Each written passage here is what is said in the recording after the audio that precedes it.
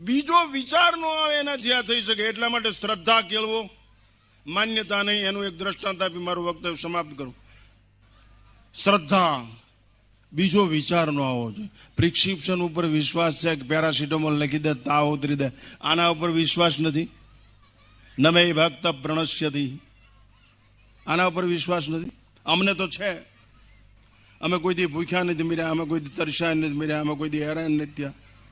હું બાપુ શસ્ત્ર સાથે જ રાખું છું. મારા ખિસ્સામાં શસ્ત્ર છે, મારા પગારે શસ્ત્ર બાંધેલું છે, મારી ગાડીમાં શસ્ત્ર છે. હું જેલને ભારતની ભૂમિ ગણું છું, મહેલને ભારતની ભૂમિ ગણું છું, રોડને ભારતની ભૂમિ કરું છું, અને ઝૂંપડાને ભારતની ભૂમિ ગણું છું.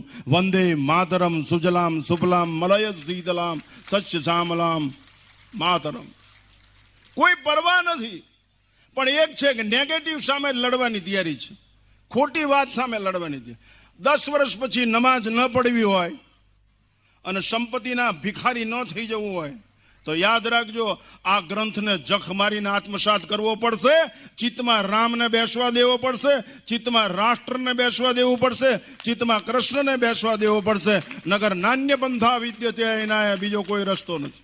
કૂદી પડો, મંગલ અવસર છે.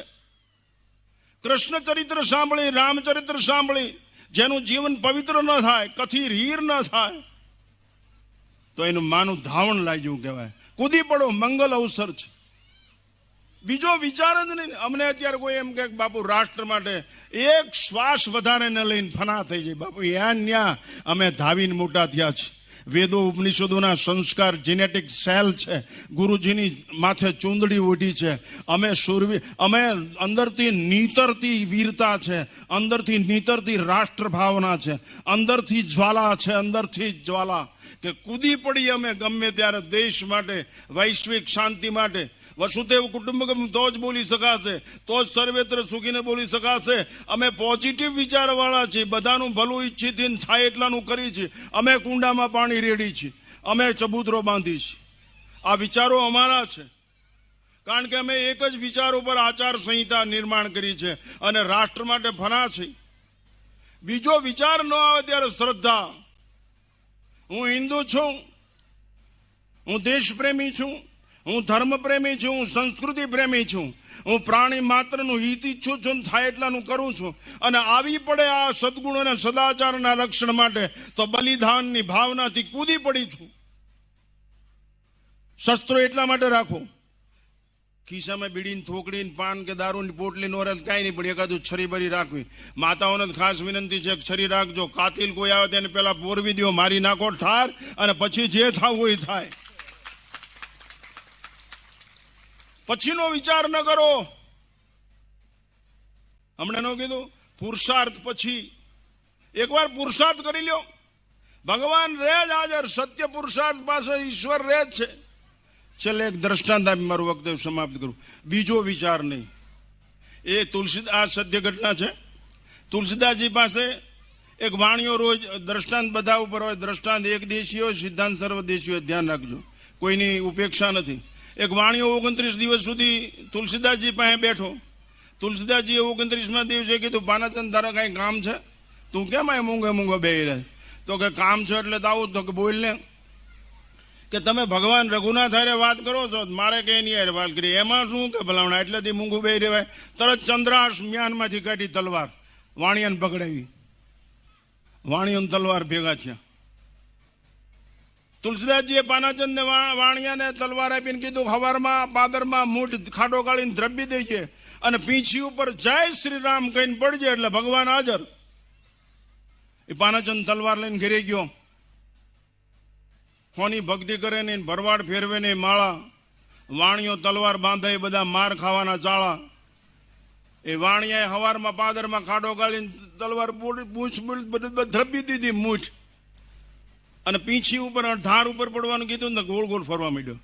એ કે હાલો 52 ને 52 હું ભરો, અમારા જે ચડાવી મારે આપણે બેંક બેલેન્સનું શું થાય છે, પેઢીનું શું થાય છે, એમ કરીને ગોળ ગોળ ફરવા માંડ્યો.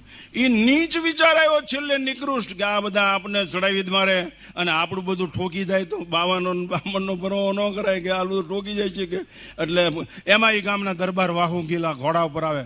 એની નજર કે પાનાચંદ તલવારના બધું આપઘાત કરવા આવ્યો છે શું હોય, તરત ઘોડું એ તરફ વાળ્યું.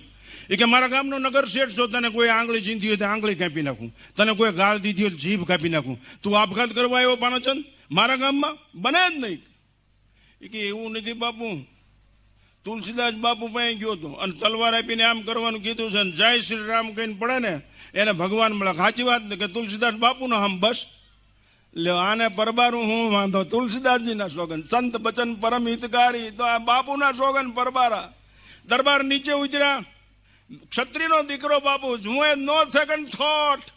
ક્ષાત્ર તો તે ત્યારે શોભે વિચાર આપવામાં કચાશ હોય તો બ્રાહ્મણ હરામી કહેવાય અને વિચારનું પાલન કરવામાં જો નબળો નીકળે તો ક્ષત્રિય કાયર કહેવાય. આ તરત જ ભેટ છોડી અને તરત જય શ્રી રામ કહીને તલવાર ઉપર ભગવાન હાજર.